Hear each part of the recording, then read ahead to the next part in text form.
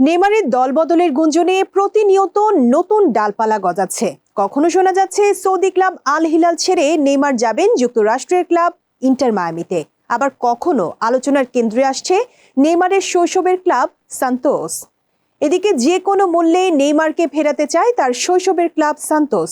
এরই মধ্যে Al Hilal নেইমারকে Saudi pro লিগে মৌসুমের দ্বিতীয় ভাগের জন্য নিবন্ধিত না করার পর থেকেই সান্তোস তাকে দলে টানার ব্যাপারে আরও আশাবাদী হয়ে উঠেছে। তবে শারীরিকভাবে নেইমার এখনও শীর্ষ পর্যায়ের ফুটবল খেলার জন্য প্রস্তুত না থাকায় তার নিবন্ধন করা হয়নি বলে জানিয়েছেন Al Hilal coach George Jesus.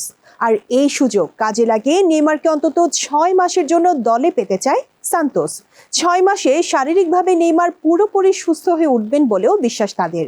শুধু এতটুকুই নয়, নেইমারকে রাজি করানোর লক্ষ্যে একটি বিশেষ ভিডিও প্রেজেন্টেশনও তৈরি করেছে তারা।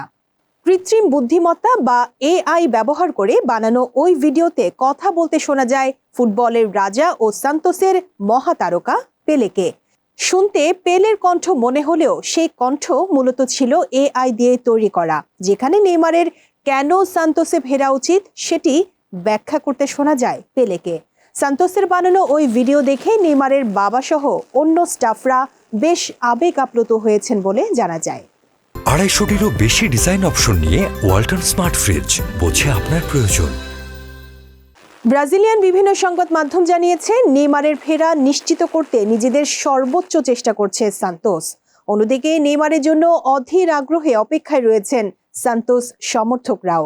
এই মৌসুমে সান্তোসের প্রথম ম্যাচেও নেইমার বাড়ি ফিরে এসো বলে স্লোগান দিয়েছে তারা।